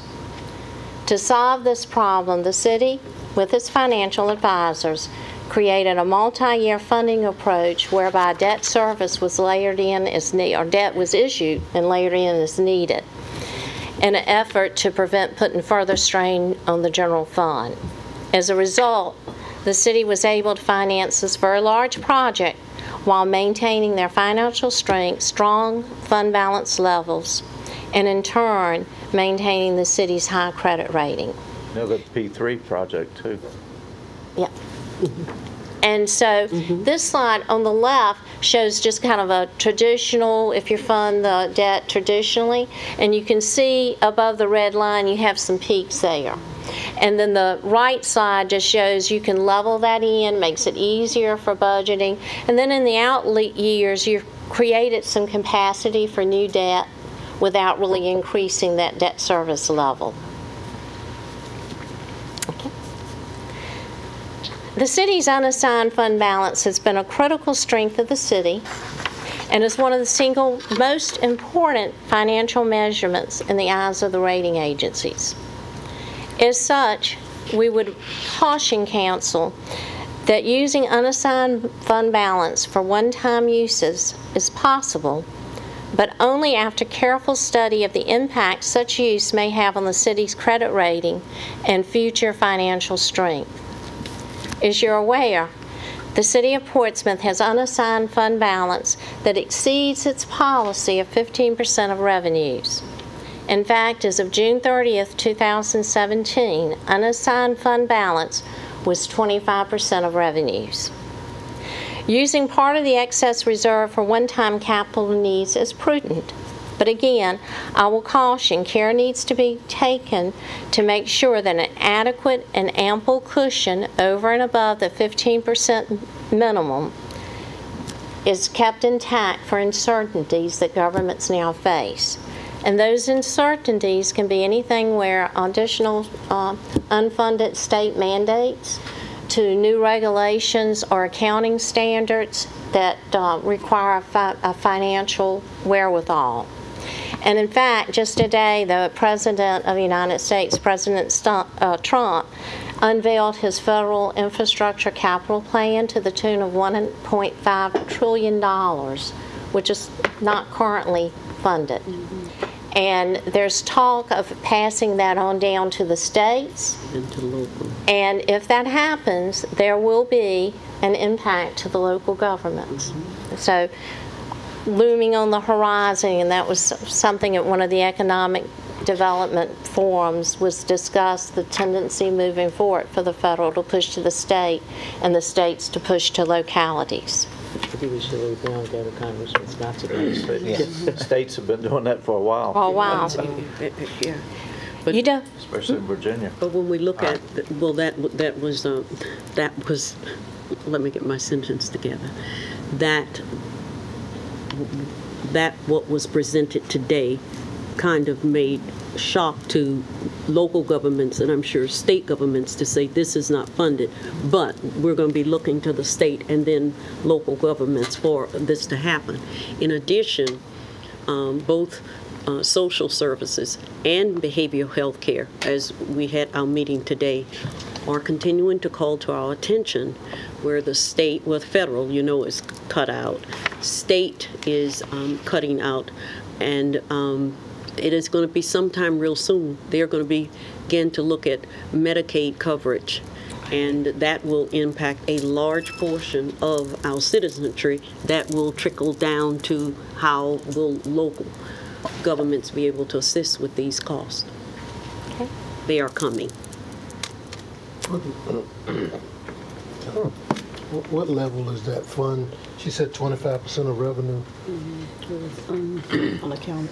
Oh. Explain oh, you're asking for the dollar amount? We don't have that right now. Will you get that dollar amount? Right. We Tell can us get what that. the 15% is and what the 25. Sure. The point being, you don't want to use one-time revenues to fund costs that are reoccurring. You're just building a deeper hole to get out of in future budgets. The city's current policies prohibit this, and rating agencies would view it unfavorably if we departed from that policy. It just wouldn't be a good management strategy. One-time funding sources should be targeted for expenditures that are one-time in nature, and the city is laser focused on identifying all funding sources and properly matching one-time sources to expenditures that are non-reoccurring. One thing that local governments can do is set up a capital asset replacement fund to pay for future replacement of government buildings, equipment, facilities, and vehicles. These funds operate similar to an internal service fund where the government departments or agencies are charged a fee for using facilities, vehicles, and equipment, and then as funds accumulate, they can be used to replace them. One of the problems with using this concept is during tough fiscal times, it's very hard to divert money away from operations for a capital savings account. But another option that could be considered is at the end of the year, if you're going to increase that unassigned fund balance in your general fund, you could have a policy that says some portion of that would be diverted for a capital asset fund. Okay? And so this slide just shows some of the ways that the City of Portsmouth has used one-time funding for things like radios. I think that is a showmobile, a SWAT team vehicle, fire truck, and then turnout gear.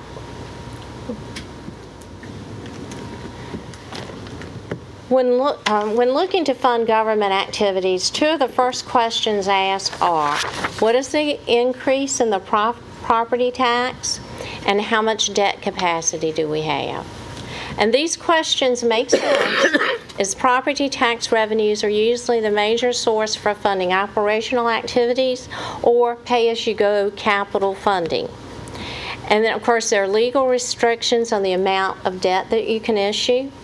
And once you borrow, you've got to be able to pay the debt service back. And all of that is what revenue growth provides. Real estate monitoring is often an overlooked means of growing the tax base and involves reviewing property that's in the hands of the government and thereby tax exempt. This process includes identifying property and then determining if there's a need to retain the property and developing a strategy for the property that's not going to be retained to get rid of it and get it in the hands of the private sector and therefore back on the tax roll. Mayor, Vice Mayor, members of the City Council, you're aware, and we've discussed both when we met with PRHA and the planning bring to our attention that the city has a sizable number of undeveloped properties in the city that were originally acquired by PRHA using CDBG funds, but for various reasons were not developed. These lots, many of which have development potential, have been under detailed review by staff, and a report is currently being prepared which provides information on these properties, some of which dates back to 1970. Each of the properties that we are speaking of, staff planning has had to research and go back and look at what was the award to the property for its purchase, what is its value now, and what is its viability for development based on the national standards. So it's not just been, we've got a list of properties here that we can just bring you and show you. It has taken this long with tedious research, and we're hoping to have this completed within 3 weeks. But they've been working on this for about a year. I will meet with staff this upcoming week to review the team's report once it is complete, and I expect to have a final report within the next 3 weeks. The report will include staff recommendations on steps we need to take to move forward and move many of these properties into hands of the private sector for appropriate development. There are many configurations related to the properties and a variety of strategies that will have to be deployed to move the properties toward development.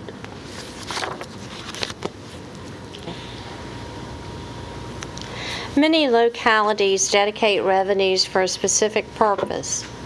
It's common for localities to dedicate a percentage of lodging tax or amusement tax toward tourism. Several localities have dedicated a portion of a specific revenue stream towards schools. The chart on this slide illustrates 4 examples of dedicated revenue streams for schools. Norfolk dedicates 2 cents of their real estate tax towards school construction, technology, and infrastructure. Roanoke increased their meals tax by 2 cents in fiscal 2011 for 2 years, and the way that they limited to 2 years, it was at the time of adoption provided a sunset clause. And this generated $4.6 million in the first year and $4.9 million in the second year for a total of $9.5 million over a 2-year period. Henrico County enacted a 4 cents meal tax, all of which is dedicated to schools. The first $9 million is to go toward operations, the second $9 million toward capital, and anything above $18 million is reserved for future capital improvements. In talking to staff, it's my understanding in Henrico that this revenue stream really exceeded their expectation. I think they started out thinking $18 million would be about what they'd see. They're seeing $33 million. And then, of course, Richmond is currently considering this as an option. Both Roanoke and Henrico County marketed this concept, and understandably, restaurant owners were initially concerned that this would hurt their business. But in both cases, that turned out to be an unwarranted fear, with meals tax continuing to increase. The community seemed to embrace the concept of having this avenue for benefiting schools, and they particularly liked that non-residents were also helping to pay for that, to pay for a portion. And then finally, I'd like to speak to financial consciousness. Part of being financial alert is understanding where you are, setting goals, and working toward achieving them. Just like organizational management functions, financial consciousness includes planning, organizing, leading, staffing, and controlling. Planning is the process of establishing financial goals and a suitable course of actions for achieving these goals. The city accomplishes this by well thought out financial policies. These are policies that this council has very wisely approved. The policies are reviewed periodically to make sure that they still align with best practices and achieve the priorities established by City Council. Organizing is the process of engaging all stakeholders to work together in a structured way to achieve a specific goal or set of goals.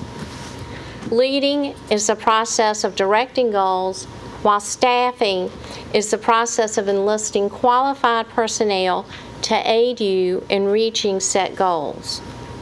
Controlling is the process of ensuring financial actions conform to planned activities. Financial consciousness also includes activities such as examining our processes to make sure they're efficient. Lean process improvement's goal is to improve process performance and increase customer service, both internally and externally. As an organization, we need to realize that efficient processes can save both time and money while improving quality.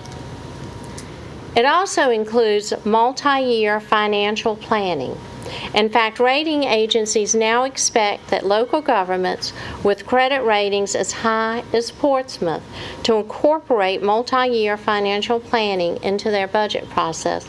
And Portsmouth has done this, and I think just a few weeks ago, Mr. Casey presented to City Council the 5-year financial forecast. In the years directly after the 2008 recession, the term "the new normal" became the term used to describe our current reality, almost denoting a watershed event, a turning point, causing us to alter our approach. As a result, local governments have to be innovative in balancing budgets and funding critical needs. At the same time, they have to use caution in order to preserve and protect, to be good stewards of the resources we've been charged with. Portsmouth employees have adopted the mantra, review, reflect, refocus, and restore. Portsmouth is ready to meet the challenges of funding and providing services, infrastructure, and facilities that our community needs and deserves. While funding priorities may require a creative approach, as we explore unique financing opportunities, each will be well vetted to safeguard the city's resources. And that concludes my formal report, but I'd be happy to entertain any questions. Dr. Whitaker. I had a question in regards to the dedicated revenue stream. It came to mind in regards to the funding, the financing of the tunnel. I believe at that time it was a discussion of a toll versus a gasoline tax. And because of the politics of it, it went with the private partnership, public-private partnership. Has there ever been any exploration on the city side until there's some change in the political makeup of our General Assembly of a local gasoline tax in lieu of until the state comes on board? Has there ever been? It's not allowed? No. Of course, Dillon, being a Dillon rule. Well, no, I mean as far as the steps that would be necessary if one were to be imposed. Because with the Dillon rule, you got to get permission. Right. Right. So that's what I mean as far as pursuing it. You mean through the General Assembly? Has there been any? Previously a referendum, and it was voted down by the people, so. Yeah, about, probably about 18 years ago, it was voted down. There have been 3 attempts. One was that, the referendum. The next was the creation of authority. Well, it got ruled to be unconstitutional because the authority wasn't directly elected. Now the current, which the General Assembly has put a tax on the wholesale gas price, and that flows to the region here, and the same tax goes to Northern Virginia. But why don't we ask the city attorney and the city manager to answer that question? What would be the steps and what would be the likelihood of pursuing and successfully a gasoline tax? Because if I remember correctly, I thought it was on the Democratic side the gasoline tax proposal, and on the Republican side it was the public-private partnership. I'm not a big fan of public-private partnerships. I think that it abrogates the state's responsibility. Pretty soon, every road in Virginia is going to be owned privately, and that's that's not the purpose of government. Right. Kim, do we have a consensus to let them look into this question, even though it might be? Okay. Mayor, Vice Mayor, members of council, the anticipated utilization of such a local portion of a gas tax would be schools or general fund or Whatever has the best Whatever. chance. okay.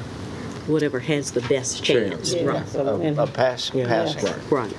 So this is just for information because Yes. I mean, the political climate is not going to change But here. still, we could explore how. It wouldn't be for this session of the General Assembly anyway, but Just, I mean, it's not something I think I would want to put high on y'all's list of priorities because it's not going to change. it wouldn't take us much to research it and get the information. Which political climate you talking about? Portsmouth? No, the state. Well, I Republican. thought we're about one vote. Yeah, I I know. thought we're about one vote from it changing. coin toss. This time, All right. Yes, sir. On the PRHA properties that were Yes, sir. purchased through CDB. community development block grant funds, when those are sold, what's going to be the obligation? Well, when these properties are sold, then the funds kind of have a pass-through. They go back to the federal government, then they come back to us through CDBG refunding, which means that the property that the new Wendy's is being built on was one of these PRHA properties. So the sale of that property, the money goes back to, a portion of it goes back to the federal government.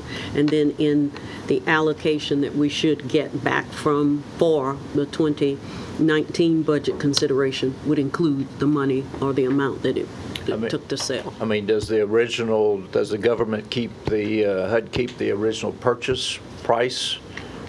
No, it's the It's reprogrammed back to the Right. local government. yeah, it's programmed back to the federal government. Okay, Then- right. so we get all of those funds Yes, back? we do. Yeah. you meant to the local government. Dr. Whitaker. So in the presentation that PRHA gave, they were indicating trying to shift the property back to Portsmouth, which would have triggered the repayment of those CBG funds. So we're not talking about taking those properties over. We're talking about identifying those properties that we can put out for development, not the city. And I know what you're saying. Mr. Bland said that they had 94 properties on their list. But as I said to him, as he said, I said it's more than that number of properties on the list.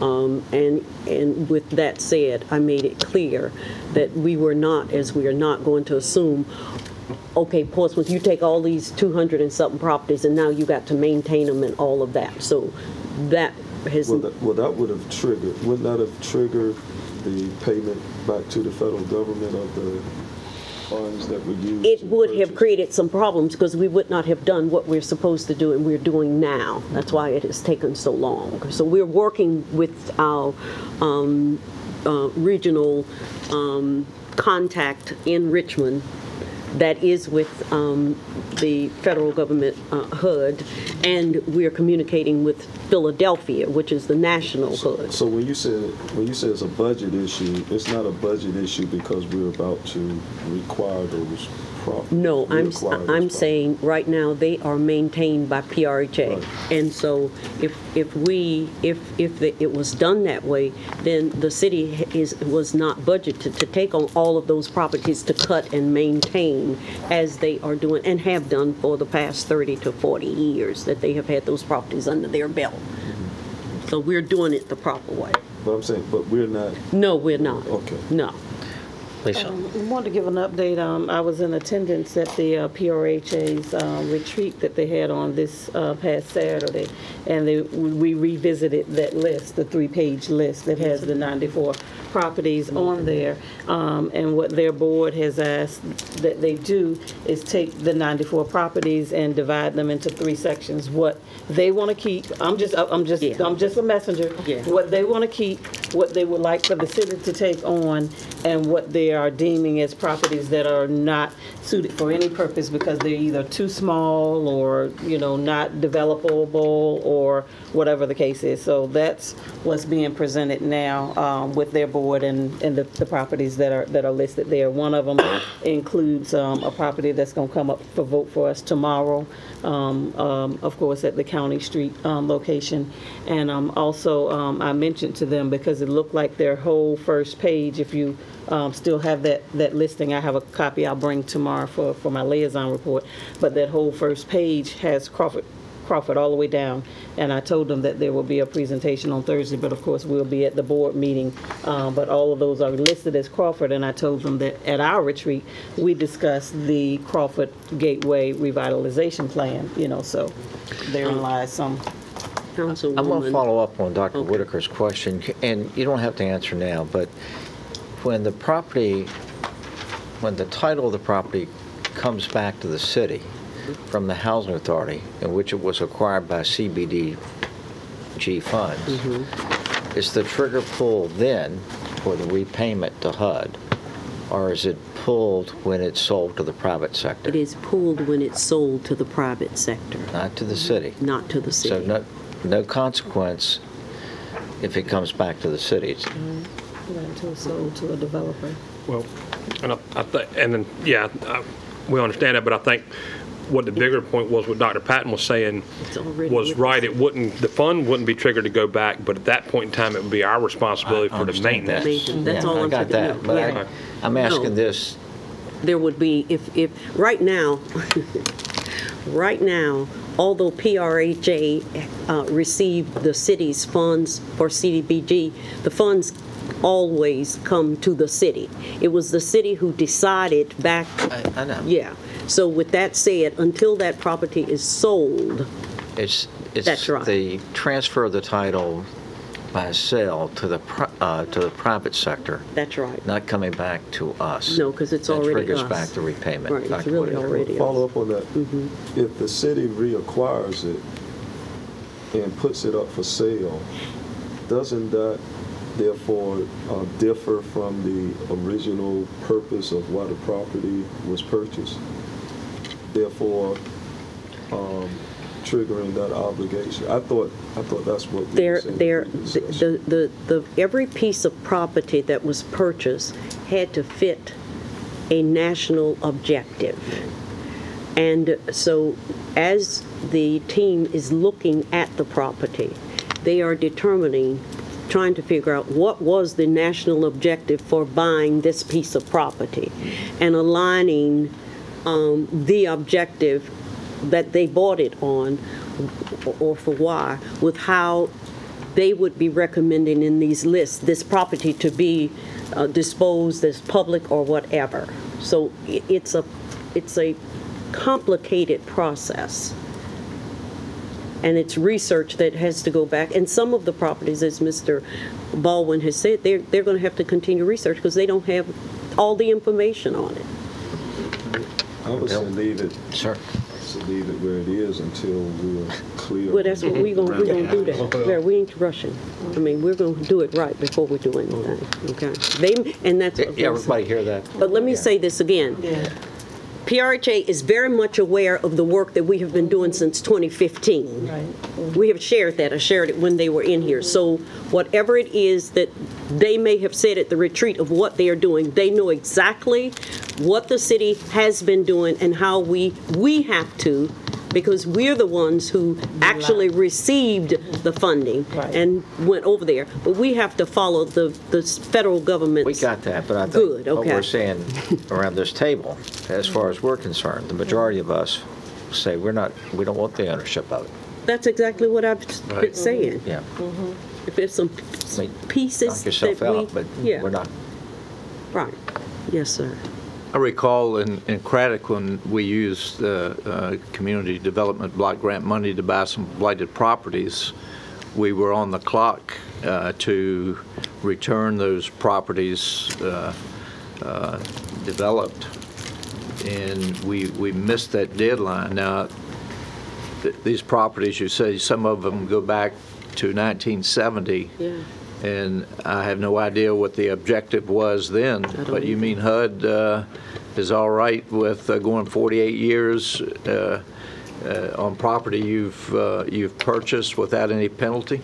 There has not been anything called to our attention in that regard, Mr. Moody. But do we know we're not going to get hit with something once they're sold? Well, we just sold a piece and we I followed the know. right process. So, no, we following the right process, we will not. Yes, sir. Shouldn't legal counsel follow up on that?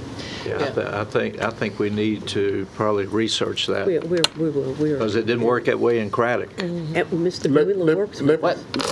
Instead of answering this on the fly, I think We Dr. we work Whitaker is with- right. Let's research this. It might, And we do work with legal when we are Well, dealing with this. I know you do.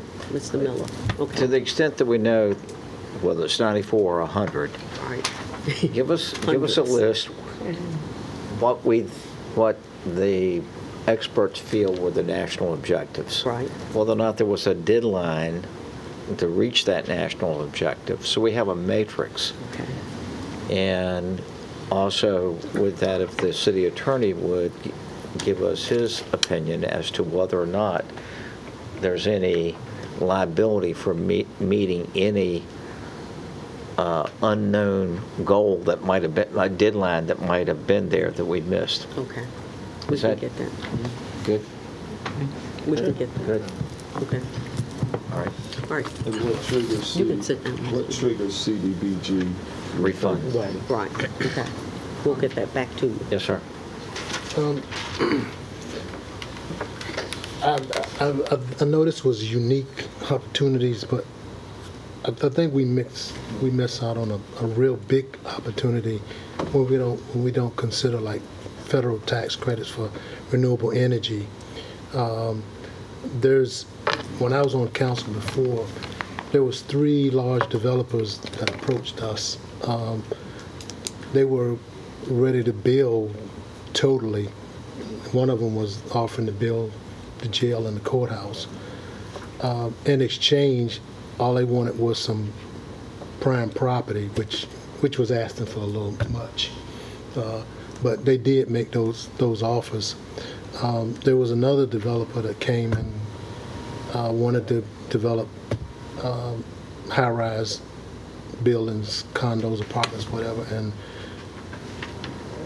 by a combination of investors and their own private money, they would do this even with city buildings and on a lease-back kind of option. I'm saying all that to say is that I know Portsmouth shut the doors to those kinds of things. Some of them can be expensive, but you just have to be careful who the players are. But they are out there. We know that. And I just don't see us looking at those kinds of things because what I've seen is chump change versus what we need. We are looking at exactly what you're saying. When you talk about that jail, moving it, This and what to building. do with this building, That building. we need to look at all avenues, all options. Well, and I think And- we're seeing that with the new health. Community Health, Can't say Hampton that. Roads Yeah, Community Health Center. We've Community dabbled. health. I'm not saying we haven't. We've dabbled, but I Yeah. don't think we are looking. But I mean, that's enough. something that's happening now and in the Right. future. We are looking at that. We haven't shut all the doors. Currently. Well, I don't know whether the private sector and the public knows that we are open to those kinds of things because I know they were shut years ago when I was on council. So They're open. I'm just saying. Okay. The door's open. Thank you. Who Good knows discussion. I'm talking to the camera. that? Oh, okay. The door is open. All right. Everybody clear on the homework assignment? Yes, we are. Let's go to the next one. We finished there. Oh, I'm sorry, Mr. Wright, I'm sorry. Mr. mine, Wright I will said. come forward with the municipal facilities assessment overview, which is recreation centers and museums. Good evening, Mayor, Vice Mayor, members of City Council. Tonight's presentation will continue our discussion of municipal facilities from the last work session in your retreat. We'll be discussing recreation centers, museums, and city parks. city has 9 recreation centers, the Sportsplex, and the Splash Park. Just for a general update, the gym at the Sportsplex is now open, and a grand opening is forthcoming. City Council has asked staff to provide them with an estimate to replace the Craddock Community Center at 45 Afton Square with a like-size facility, and we'll have that estimate this month. The majority of our recreation centers have been in operation in excess of 50 years. J. Parker, which opened in 1981, is the most recent rec center built by the city. Port Norfolk Recreation Center was a fire station and a post office prior to becoming a recreation center. Due to their age, most of our recreation centers do not meet current programming needs, and they have accessibility issues. They were built with older building materials, and their building systems are aged. These facilities mainly serve the communities in which they reside. Through our municipal assessment, there's been a common theme. And so this slide depicts roofs and exterior wall deterioration that was prevalent in the recreation centers, was also prevalent in some of our other municipal facilities. Roofs and walls can experience a number of issues related to exposure from the elements and water intrusion. The contributing factors include missing and damaged shingles, faulty gutters, clogged downspouts, damaged flashing, cracked and missing sealant, cracked brick, deterioration around windowsills, and rust. These issues can lead to water saturation, and then the elements start to create a problem with other building systems. So you can end up having, other than just the roof system problems, you can end up having structural issues, HVAC issues, electrical issues, and environmental issues. Clark Nexum performed an analysis of 5 facilities to include roof and wall systems and select building systems. These facilities were Cavalier Manor, Neighborhood Facility, Port Norfolk, J. Parker, and Senior Station.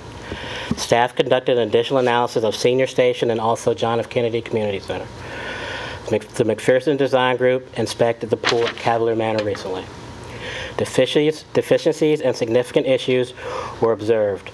Roofs, exterior walls, foundations, mechanical systems, poor lighting, electrical, and security concerns. The pool at Cavalier Manor requires approximately $84,000 in repairs prior to its opening. The Lightship, Portsmouth Art and Cultural Center, and the Naval Museum are facilities constructed prior to the 1940s. These facilities were repurposed and renovated for their adaptive reuse as museums. These facilities are currently being assessed, but they have similar issues to those that we have found in our other municipal facilities. The Lightship Museum was built in 1915 and served off the coast of Virginia for 48 years. In 1989, the Lightship Portsmouth was designated a National Historic Landmark. The museum underwent significant abatement, renovation, and painting in the early 2000s. The cost was approximately $600,000. The facility is currently under assessment. We're looking at the steel structure, the coating and the paint, the stability of some of the members, the HVAC, and environmental issues. The Portsmouth Art and Cultural Center is formerly the 1846 courthouse and the Treasury Building, which was built in 1899. There are significant structural, HVAC, and flooding issues in the courtyard at this facility. The courthouse is also on the National Register.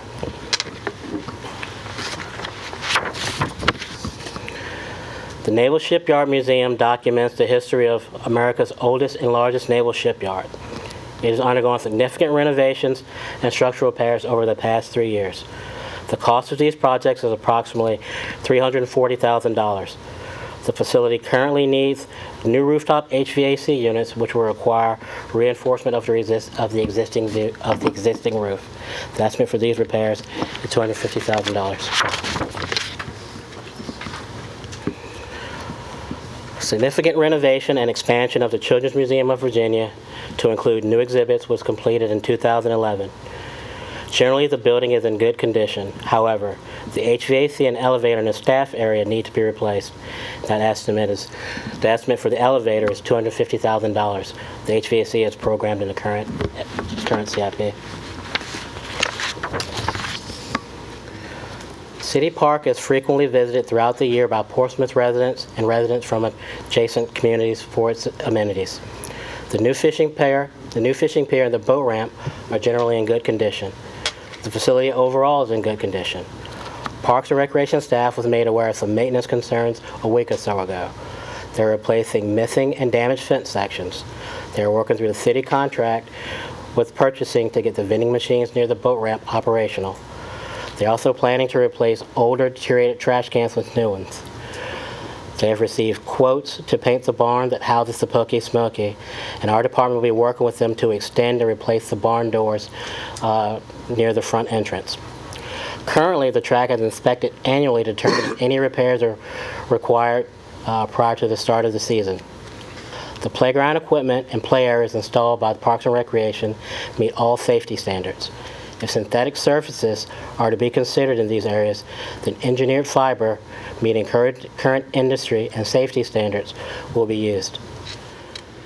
Parks and Recreation and Stormwater Management frequently remove trash. Bill's got a question. Sure. You know, on the list, we really need a restroom facility on the, I guess, the shelter, fishing pier side of the road. You know, patrons have to cross the road to go to the restroom that's over by the snack bar. And I would like to see us have a restroom on the other side. The other thing, the cooking grills out there are in bad shape. Need to be replaced. And we need to look at those as well. And a big thing is the pond. As we know, it's not a tidal pond, so in the summertime, with no aeration in it, it gets looking awful. It smells. The geese in there. Sometimes dead geese, dead ducks. It's not a very appealing place. So, you know, either aeration or we need to do away with it because it is not very attractive in most of the year. Okay. Yes. The one thing, you know, I'd like to look into consider is, you know, by nature of my job, I go to a lot of boat ramps around the entire Hampton Roads area. For example, Owl Creek in Virginia Beach, which is located by the Lesnar Bridge, there's a charge to use that boat ramp. And what kind of griped me a couple years ago, not necessarily that we need to charge our residents, but maybe if we charged people that are not Portsmouth residents to utilize it, because a couple of years ago when the boat ramp was closed due to damage, everybody that was on the news fussing about that boat ramp, they were not a city resident. And one of them was out there because I was there working today. He was interviewing on TV. He was driving a company vehicle for a marina, and he's a Chesapeake resident, and they were the ones on the news fussing because our boat ramp wasn't open. You know, he doesn't even live here, pay taxes here, so, you know, maybe to offset some of these costs, maybe we should have a nominal fee for, even if it's just non-residents, to utilize our boat ramp, because there's a lot of people that use that are not our residents, because there's not a boat ramp like that anywhere close. The closest one is probably South Norfolk at Elizabeth River Park. And so we have a lot of residents from other cities coming to use our ramp, and maybe that could offset some of the repairs that we need to do out there. We can charge. There was an agreement when the boat ramp opened that we could not charge for a 20-year period. That time has passed maybe about 2 or 3 years ago. So we definitely can look at what kind of fee can be assessed for non-Portsmouth residents. The other thing that has caused some damage in the past is commercial use. Exactly. You know, it's not designed for heavy trailers to use the pier, but it's my understanding that a lot of commercial people use it and have caused some damage there. So it is, excuse me, it is posted there. There's a sign that it's not for commercial use, but me as a state position, I cannot enforce that because it's a city sign. But that is something that the police department could enforce in the city. And, there are some boat dealerships and stuff around here that's where they go to test drive their boats. They're using it constantly, and that's not the design of it. So that is a big issue, that, they could be out there tearing it up, and that is a problem. All right, before we go forward, Nate has suggested that the city manager look into the possibility of a fee that may be structured so that it's for non-residents. Is this a consensus for the city manager and her budget team to look at? Absolutely. Okay. All right. Please. Well, I did have a couple of points to actually speak to just restrooms. and also to the boat ramp issue Okay. as well. So we've been working with the Parks and Recreation Department to determine actually how to go about charging a fee for use of the boat ramp. Okay. And we're about 2 months out from having a recommendation of actually the process, but not actually the fee. So we are looking into it. The stormwater, the pond actually is a stormwater pond. Parks and Recreation and Stormwater Management take turns frequently cleaning that out.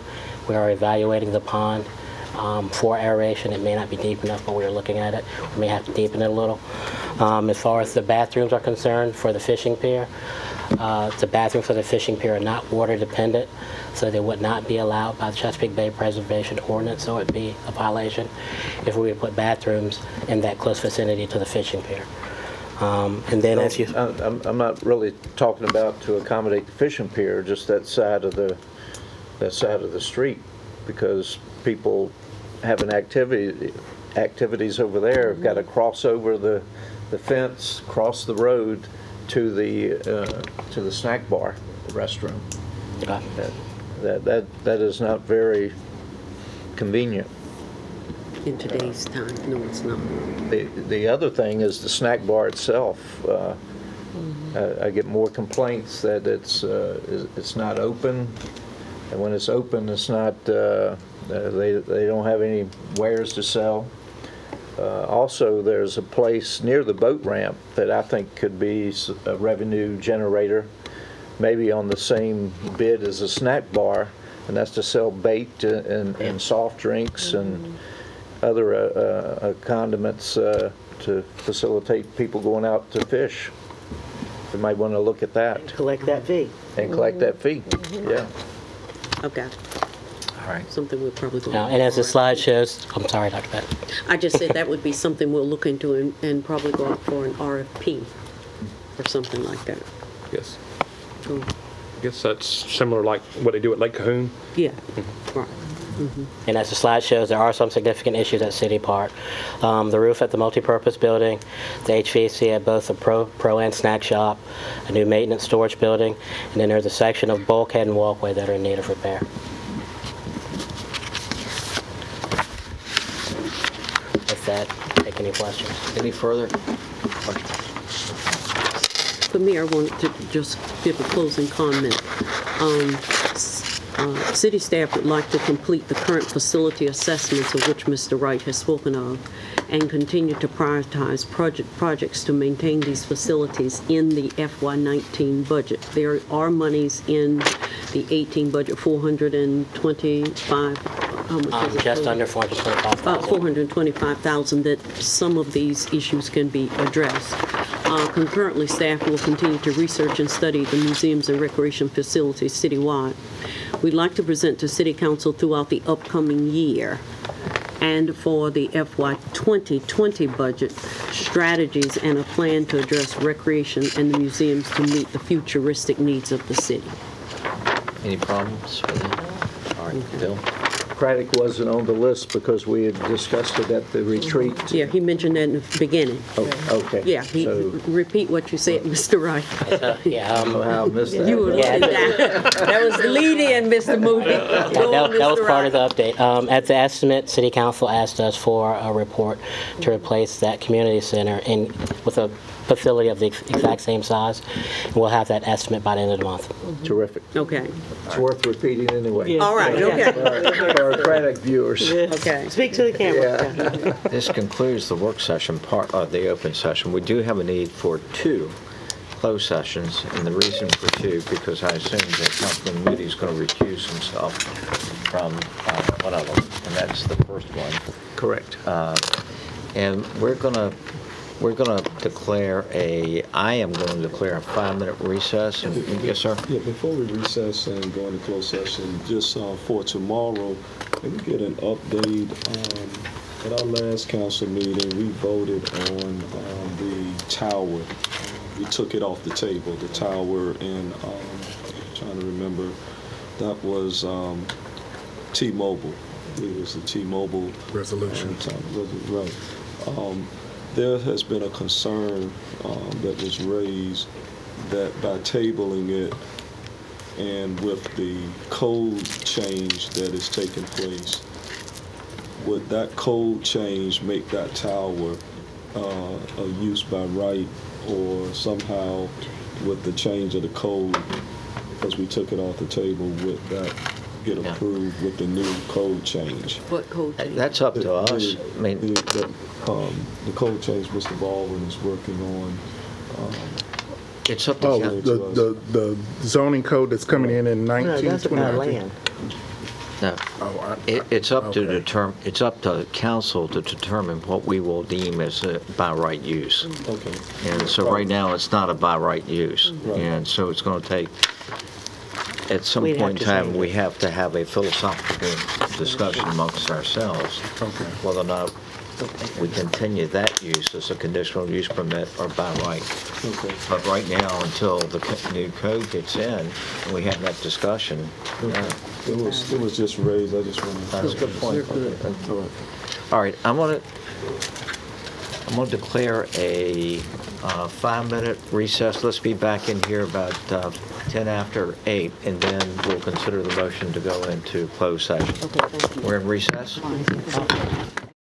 And we need a motion to go into closed session on Afton Green, and if somebody would make that motion by reading it. I move to go into closed meeting pursuant to Virginia Code subsection 2.2-3711A.3 for the purpose of discussing the disposition of publicly held real property where discussion in an open meeting would adversely affect the bargaining position or negotiating strategy of the public body, specifically regarding the Afton Green development at 4300 George Washington Highway and 0 George Washington Highway, tax parcel 0461-0080, 0090, 0100, and 0110. Second. Okay. Discussion. Yes, sir. Question: Would it be better since He's going to recuse himself. But I'm saying, would it be better to take the other one first so that Well, we got you can go? going back into these two. Oh, okay. All right. I'd ask that question just for everybody's benefit, and Bill is okay. And for the record, I assume that you're going to recuse yourself? I'm going to recuse myself. Okay. So I'm going to exit right now. Okay. Stand in And- place. If you'll, Yes, sir. okay. Mr. Clark? Yes. Mrs. Lucasberg? Yes. Mr. Moody is recused. Ms. Simmons? Yes. Mr. Smith? Yes. Dr. Whitaker? Yes. Mayor Rowe? Yes. We are in We're in closed. closed.